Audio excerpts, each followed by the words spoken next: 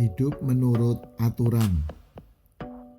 Milikilah cara hidup yang baik di tengah bangsa-bangsa bukan Yahudi, supaya apabila mereka memfitnah kamu sebagai orang durjana, mereka dapat melihatnya dari perbuatan-perbuatanmu yang baik dan memuliakan Allah pada hari Ia melawat mereka.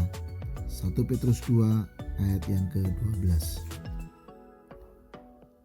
Setiap negara dan bangsa selalu mempunyai aturan untuk dipatuhi sebagai tuntunan dalam hidup berbangsa dan bernegara. Demikian pula Indonesia. Ada aturan yang menjadi tuntunan dalam menjalankan kehidupan bermasyarakat. Pepatah mengatakan, adat sepanjang jalan, cupak sepanjang betung. Artinya, setiap perbuatan ada aturannya sendiri. Setiap negeri mempunyai kebiasaannya atau aturannya sendiri. Jangan memaksakan aturan kita kepada orang atau negeri lain atau orang tertentu. Firman Tuhan mengajar anak-anaknya untuk hidup tertib. Sebab Allah yang kita sembah dalam nama Tuhan Yesus Kristus adalah sangat tertib. Oleh sebab itu, Tuhan tidak menginginkan anaknya hidup dengan sembarangan, tidak senonoh dan ceroboh. Petrus menasehatkan dalam ayat penuntun hari ini untuk memiliki cara hidup yang baik, supaya orang lain dapat melihat perbuatan-perbuatan yang baik dan memuliakan Allah.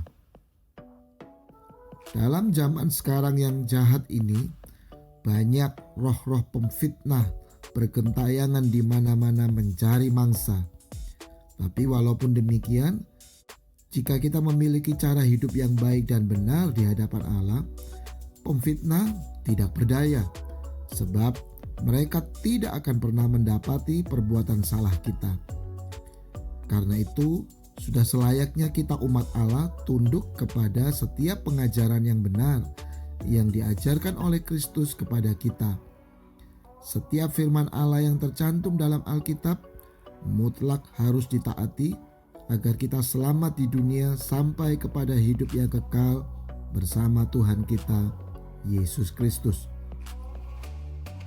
Alkitab berkata, tunduklah karena Allah kepada semua lembaga manusia, baik kepada raja sebagai pemegang kekuasaan yang tertinggi, maupun kepada wali-wali yang diutusnya untuk menghukum orang-orang yang berbuat jahat atau menghormati orang-orang yang berbuat baik. 1 Petrus 2 ayat 13 sampai dengan 14. Banyak orang Kristen terperosok ke dalam suatu masalah yang tidak diinginkan karena mereka tidak hidup sesuai perintah Tuhan. Kalau kita sudah berlaku benar dan berbuat baik, maka penghulu-penghulu di udara atau kuasa kegelapan tak mampu menjatuhkan kita.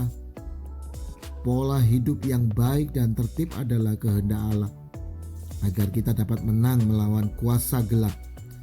Dalam 1 Petrus 2 ayat 15 dikatakan, sebab inilah kehendak Allah, yaitu supaya dengan berbuat baik, kamu membungkamkan kepicikan orang-orang yang bodoh. Marilah hidup sesuai dengan aturan, jangan seenaknya sendiri, supaya kita tidak menjadi bodoh dan picik. Anda setuju? Ketaatan kita terhadap peraturan bukan karena takut hukuman, melainkan karena ada roh Allah yang ada di dalam diri kita yang harus dihormati.